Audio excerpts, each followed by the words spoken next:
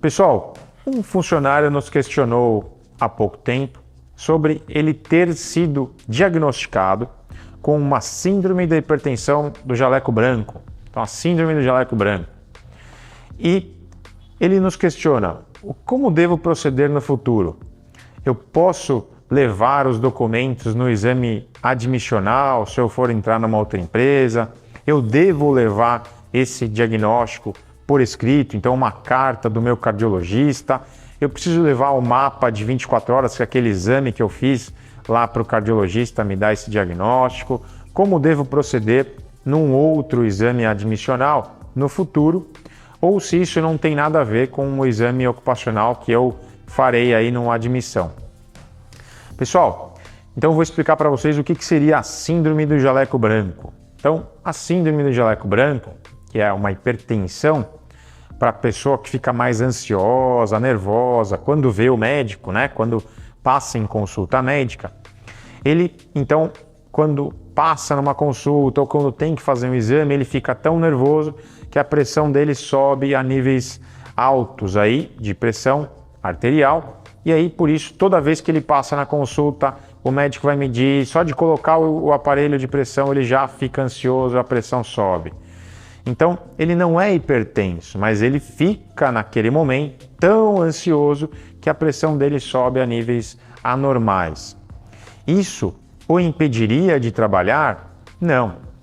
Então, o fato desta pressão pela síndrome do jaleco branco já estar diagnosticado, então ele teve lá um pico hipertensivo numa consulta, o médico o orientou, ele passou lá no cardiologista, fez toda a bateria de exames e viu que foi só provavelmente uma síndrome do jaleco branco, ou seja, ele fica tão nervoso na consulta que a pressão sobe naquele momento, mas ele não é hipertenso normalmente. Se ele já tem esse diagnóstico, é importante ele levar em qualquer consulta, porque quando ele passar no atendimento, provavelmente a pressão dele vai estar alterada.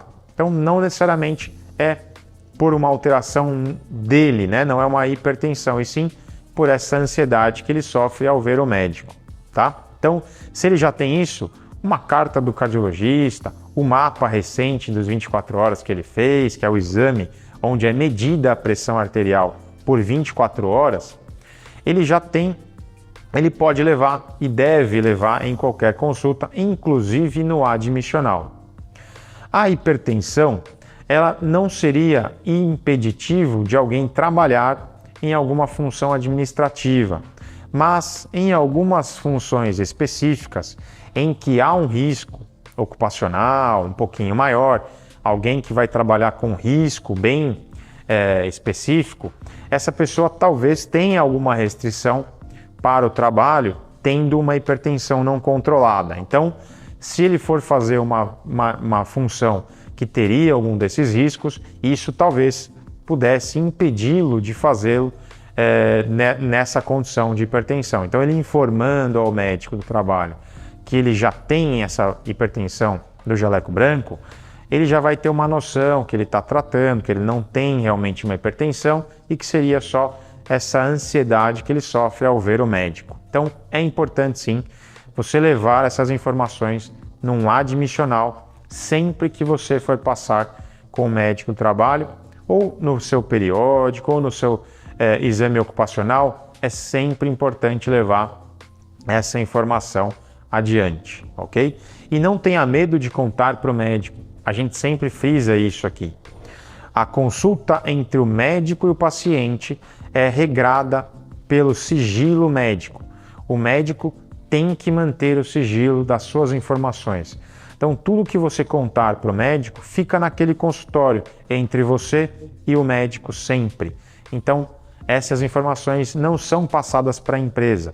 O que é passado para a empresa é apenas se você está em condições de trabalhar ou não está em condições de trabalhar, ou tem alguma restrição ou não para a sua função. Ponto. O que você tem ou o que você não tem de problema de saúde fica naquele prontuário, naquele consultório que você passou, ok?